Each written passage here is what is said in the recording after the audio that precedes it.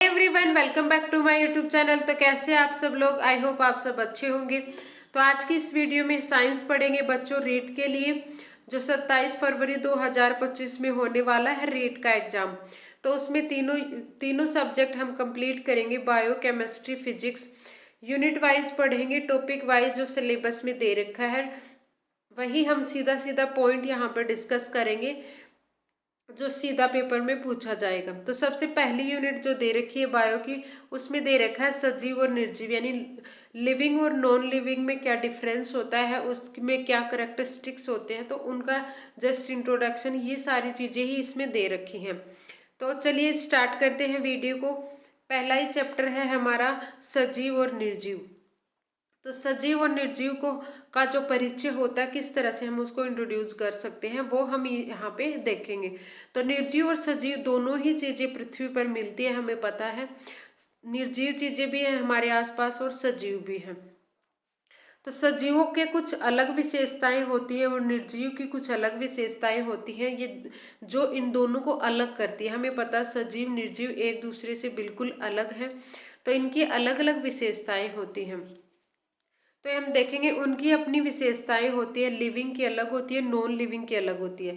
अगर living organism की हम बात करें या फिर जो हमारे सजीव वस्तुएं होती है उनकी बात करें, तो उनमें कुछ विशेषताएं होती हैं, जैसे उनमें श्वसन पाया जाता है, यानी वो सांस लेते हैं, ऑक्सीजन को अंदर लेते हैं शरीर के, कार्बन डाइऑक्साइड बाहर छोड़ते हैं। दूसरा, उनमें मूवमेंट होता है, गति होती है, जैसे वो एक वो मोमेंट होता है जिसमें हम अपनी पोजीशन चेंज कर लेते हैं। और उनके अलावा हमारे बॉडी के अंदर बहुत सारे पार्ट्स होते हैं जिनमें अलग अलग गतियां पाई जाती हैं।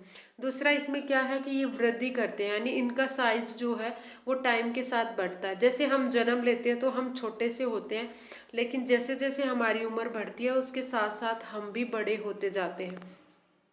एक यहाँ होता है जनन, यानी जनन करने की विशेषताएं भी सजीव में पाई जाती है। वो अपनी जैसी संतति अपनी उत्पन्न करता है ताकि उसकी जो जनरेशन है वो बनी रहे, उसका वंश जो है इसी तरह से चलता रहे।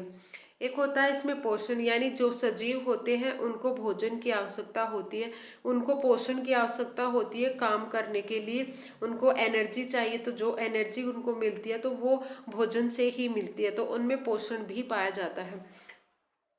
जो नॉन लिविंग चीज रहेंगी, निर्जीव वस्तुएं होती है, उनमें ये सारी विशेषताएं नहीं पाई जाती। तो अगर हम निर्जीव की बात करें, तो निर्जीव में क्या होता है, ना तो श्वसन होगा, ना उनमें गति होगी, ना वृद्धि होगी। जैसे आप देखते हैं कोई भी पत्थर आपके सामने, वो जब तक हम नहीं उठाएंगे वो वहीं पड़ा रहेगा। इसका मतलब उसका खुद का कोई गति नहीं है, वो अपने आप वहां से नहीं हट सकता। तो जो नॉन लिविंग चीजें होती हैं उनमें गति नहीं होती। एक ये बोल सकते हैं हम, वृद्धि जो है वो कुछ हद तक हम देख सकते हैं, क्योंकि हम देखते हैं जो माउंटेन होते हैं उनकी जो साइज होती है वो टाइम के साथ बढ़ती जाती है, और डिपोजिशन के कारण होता है। बट उसमें कोई सेल नहीं पाई जाती, कोई कोशिका नहीं पाई जाती, कोई कोशिका विभाजन से उसकी वृद्धि नहीं होती, जो कि सजीवों में होती है। ना उनमें जनन होता है, जैसे कि कोई पत्थर है तो उस एक पत्थर से दो पत्थर बिना अपने आप नहीं बनेगा, अगर हम उसको तोड़ते हैं तो हो सकता है, बट वो अपने आप नहीं कर सकता। तो ये सारी चीजें इनकी विशेषताएं हैं निर्जीव और सजीव को, जो इन दोनों को अलग करती हैं। अगर हम देखें सजीव में कौन से जीव जो है वो आ जाते, तो सारे जंतु और पादप, जो कि जैसे कि गाय, शेर, पादप, ये सारी चीजें हमारे सजीवों में आती हैं। सजीव जो वस्तुएं होती है उनका एक उचित जीवन काल होता है, यानी हम जन्म लेते हैं, फिर हम बड़े होते हैं, फिर बूढ़े होते हैं, फिर एक टाइम के बाद हम मर जाते हैं। यानी हमारा एक जीवन काल, फिक्स जीवन काल होता है। वो किसी का कम ज्यादा हो सकता है, बट ये नहीं कि अगर हमने जन्म लिया तो हम मरेंगे, ये निश्चित है, मृत्यु निश्चित होती है। लेकिन जो नॉन लिविंग चीजें होती हैं, जो निर्जीव होती है, वो हजारों सालों करोड़ों साल तक बनी रहती है। निर्जीव वस्तुएं किसी भी प्रतिक्रिया का जवाब नहीं देती, वो रिस्पॉन्स नहीं देती। सजीवों में ये पाया जाता है, जैसे हम इन्वायरमेंट में हमारे सामने जो स्टिमुलस होते हैं उनके प्रति हम क्या करते हैं, रिस्पॉन्स देते हैं। जैसे अगर हमारा हाथ किसी गर्म चीज को लगता है तो हम तुरंत उसको हटा लेते हैं, बट निर्जीव में ऐसी प्रॉपर्टी नहीं होती। तो ये कुछ अंतर है, कुछ विशेषताएं हैं जो इनको एक दूसरे से अलग करती है। निर्जीव में कोई जीवन चक्र नहीं होता, कोई फिक्स नहीं होता, वो कितने साल भी जी सकता है, मतलब रह सकता है। जैसे कि पेन, किताब, कुर्सी, वाहन, ये सारी किस में आ जाती है, निर्जीव चीजों में आ जाती है, जिनमें जीवन नहीं होता। सजीव और निर्जीव एक दूसरे से बिल्कुल अलग होते हैं, दोनों की विशेषताएं अलग अलग होती हैं। अब यहाँ पे एक टॉपिक दे रखा है इन दोनों में डिफरेंस, तो ये विशेषताएं इनका डिफरेंस बन जाती है। तो सबसे पहले हम देखते हैं कि जीवन काल। जीवन काल की अगर हम बात करें, लाइफ स्पेन, तो लाइफ स्पेन यानी जन्म लिया हमने, फिर हम मर जाते हैं, तो उन उसके बीच का जो टाइम होता है उसको हम जीवन काल बोलते हैं। तो इनमें सजीवों में ये पाया जाता है, बट निर्जीवों में ऐसा कोई जीवन काल फिक्स नहीं होता।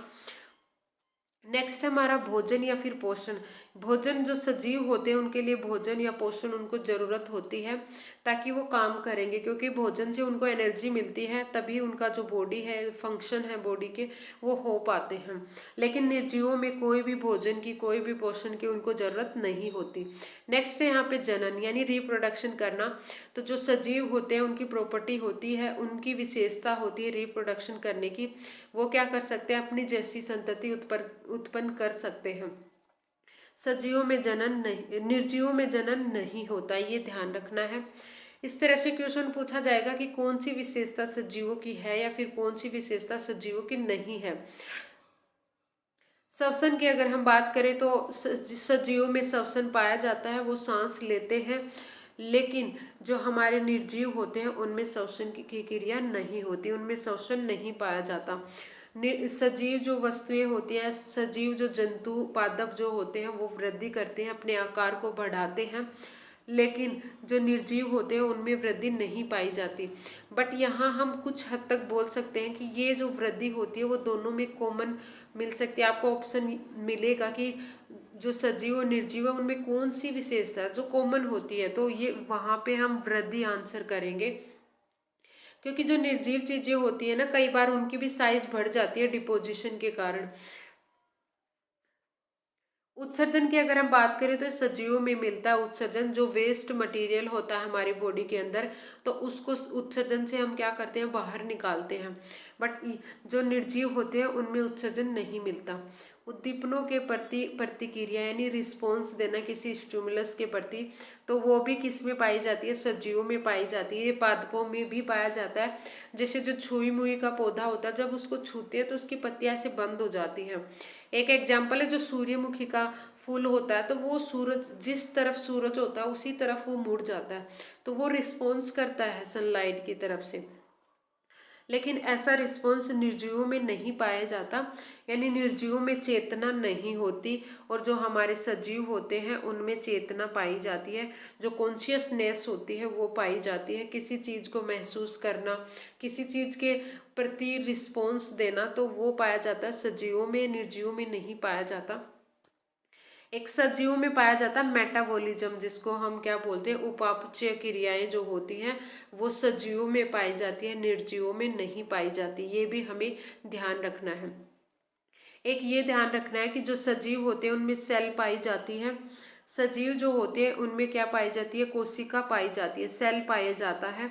लेकिन जो हमारे क्या होते हैं, निर्जीव होते हैं, उनमें कोई कोशिका नहीं पाई जाती।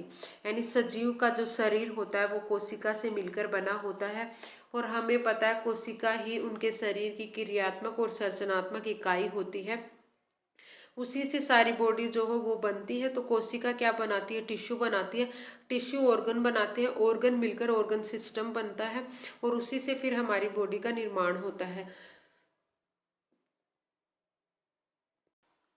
तो अब हम बात कर लेते हैं जो सजीव निर्जीव होते हैं, तो उनमें कुछ लक्षण पाए जाते हैं। तो यहाँ पे जो लक्षण होंगे वो हमारे किसमें, सजीवों में ही मिलेंगे, क्योंकि जो सजीवों में लक्षण मिलते हैं वो निर्जीवों में नहीं मिलते।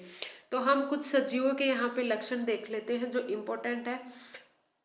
यहाँ से आपसे क्वेश्चन पूछा जा सकता है कि निम्नलिखित में से आपको 4 ऑप्शन मिलेंगे, कौन सा सजीवों का लक्षण है, या फिर ऐसे पूछ लेगा कि कौन सा सजीवों का लक्षण नहीं है। नहीं वाले क्वेश्चन ज्यादा पूछे जाते हैं, तो क्वेश्चन को थोड़ा ध्यान से पढ़ना है। तो हम कुछ इंपॉर्टेंट जो लक्षण है सजीवों के, जो करेक्टरिस्टिक्स हैं वो देख लेते हैं। तो जो लिविंग चीज़ें होती हैं या फिर जो लिविंग ऑर्गेनिज्म होते हैं वो क्या करते हैं, भोजन ग्रहण करते हैं। आपको पता है कि जो भी हमें काम करना है तो काम के करने के लिए एनर्जी चाहिए होती है। तो जो एनर्जी चाहिए होती है वो हमें कहाँ से मिलती है, तो वो जो भोजन हम खाते हैं जिसमें प्रोटीन, कार्बोहाइड्रेट, विटामिन सारी चीज़ें होती हैं, तो उन्हीं से हमें क्या मिलता है, पोषण मिलता है। उनमें जो कार्बोहाइड्रेट होता है वो ग्लूकोज में जाकर टूटता है, फिर ग्लूकोज का क्या होता है, ऑक्सीडेशन होता है बॉडी के अंदर। जो ग्लूकोज का ऑक्सीडेशन होता है यानी ग्लूकोज वहाँ पे ब्रेक होता है तो वो वाटर प्लस में कार्बन डाइऑक्साइड बनाता है और उसके साथ बहुत सारी मात्रा में एनर्जी वहाँ से रिलीज होती है, और वही एनर्जी जो होती है वो बॉडी में सारे फंक्शन के लिए रिस्पॉन्सिबल होती है। तो हमें जो एनर्जी मिलती है वो भोजन से मिलती है। भोजन से कैसे मिलेगी, भोजन में ग्लूकोज होता है, उस ग्लूकोज को फिर जो है ऑक्सीडेशन के प्रेजेंस में उसका ऑक्सीडेशन होता है, उसको बर्न किया जाता है। जब ग्लूकोज को बर्न किया जाता है, हमें पता है जब भी कार्बोहाइड्रेट को हम जलाते हैं तो वहाँ पे क्या मिलता है, हमें CO2 मिलती है, प्लस में H2O मिलता है, और बहुत सारी वहाँ पे एनर्जी रिलीज होती है। और यही एनर्जी क्या करते हैं, हमें हेल्प करती है काम करने में। अब जो भोजन होता है, जो पोषण होता है, वो दो तरह से मिलता है। एक होता है स्वपोषण और एक होता है विषम पोषण। स्वपोषण क्या होगा, ऐसे जीव या जंतु जो अपना भोजन जो वो खुद ही बना लेते हैं, उन्हें किसी और पर डिपेंड होने की जरूरत नहीं है। जैसे हमारे प्लांट प्लांट क्या करते हैं, प्रकाश संश्लेषण से जो फोटोसिंथेसिस होता है उसकी हेल्प से क्या करते हैं, वो कार्बन डाइऑक्साइड वाटर को कार्बोहाइड्रेट में कन्वर्ट कर लेते हैं सनलाइट की प्रेजेंस में और क्लोरोफिल की प्रेजेंस में। यानी वो कार्बोहाइड्रेट अपना भोजन खुद ही बना रहे हैं, तो उसको क्या बोल देते हैं हम, ऐसे जीवों को स्वपोषी बोल देते हैं, अपने आप ही अपना खाना बना रहे हैं। एक होता है विषमपोषी। विषमपोषी में क्या होता है कि वो अपना खाना खुद नहीं बना सकते, वो किसी और पे डिपेंड करते हैं। जैसे कि हम हैं या फिर अन्य जो जंतु होते हैं, जो ऑर्गेनिज्म होते हैं वो होते हैं, वो क्या करते हैं, सीधा पेड़ जो पादप होते हैं, पौधे होते हैं, उन पे डिपेंड करते हैं। तो हम भी भोजन के लिए पादपों पे डिपेंड करते हैं। तो हम हमारा जो पोषण का टाइप होता है वो किस टाइप का रहेगा, विषम पोषण, और हमें क्या कहा जाएगा, विषमपोषी। तो हमें क्या कहा जाएगा, विषमपोषी। नेक्स्ट हम देखेंगे जो हम सजीव होते हैं उनमें क्या होता है, वृद्धि होती है, यानी उनमें ग्रोथ होती है, वो अपने साइज को, अपने मोटापे वगैरह को बढ़ाते हैं।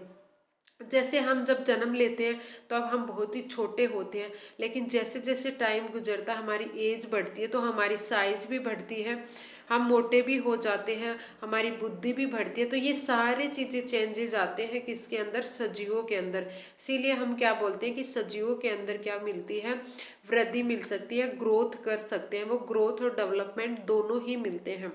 तो जंतु और पादप दोनों में ही क्या मिलेगा हमें, यहाँ पे ग्रोथ देखने को मिलती है।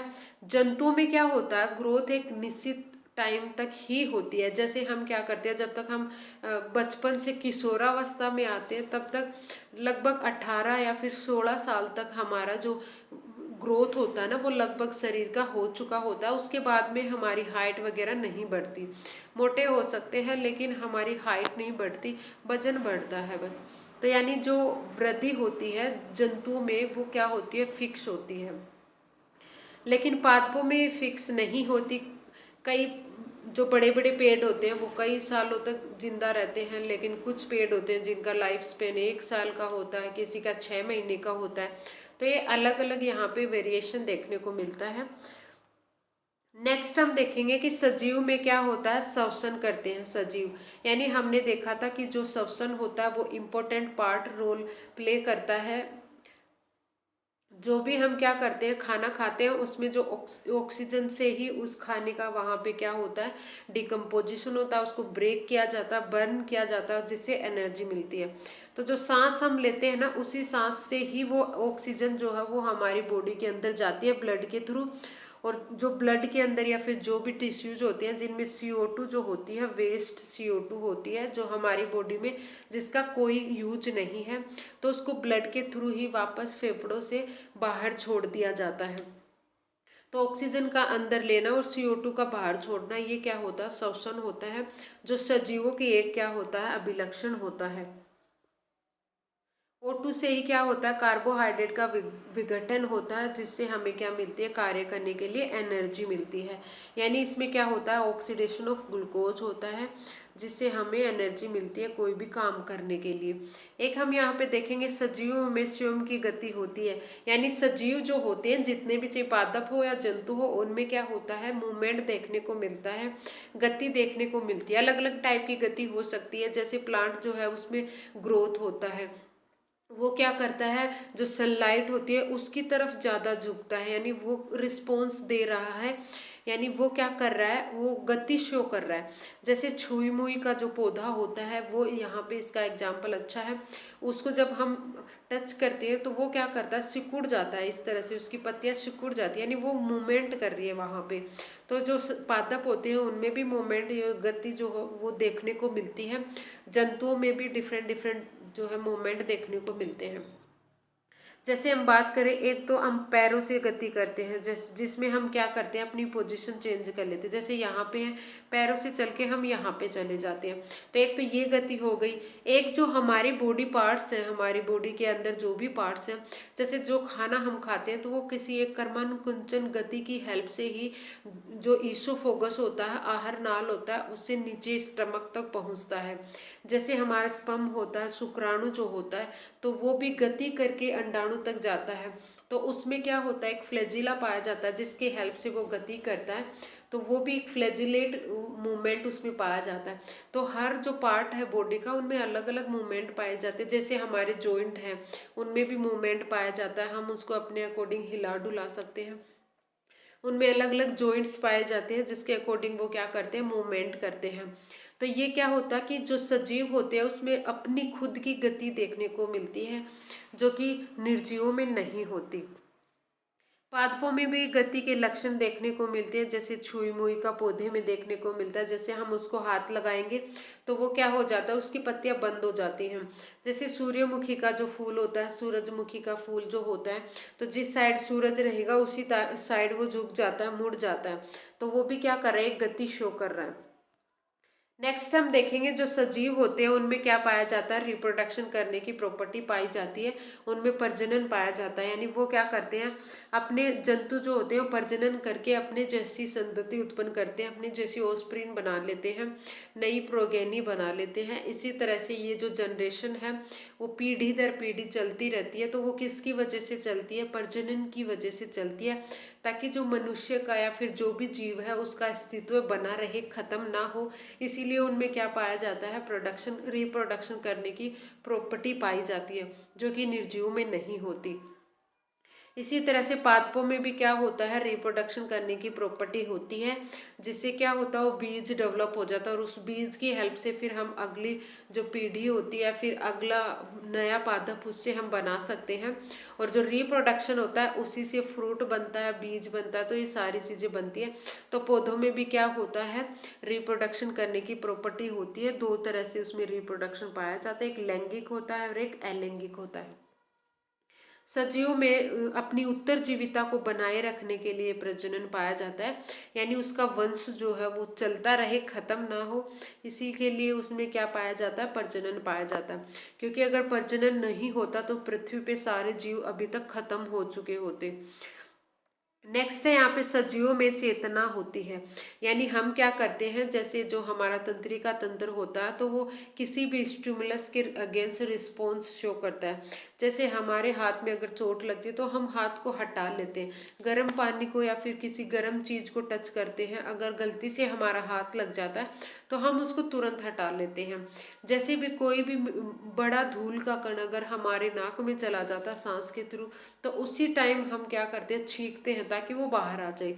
तो हमारी बॉडी क्या करती है, बाहर के जो इन्वायरमेंट में स्टिमुलस होते हैं, जैसे धूप होती है तो हमारी आंखें अपने आप बंद हो जाती है, सर्दी होती है तो हमारे जो हाथ पैर होते हैं वो कपकपाने लग जाते हैं। तो ये रिस्पॉन्स होता है, जो भी स्टिमुलस है, टेम्परेचर, प्रेशर, ठंड, गर्मी, इन सब के प्रति हम क्या करते हैं, रिस्पॉन्स देते हैं।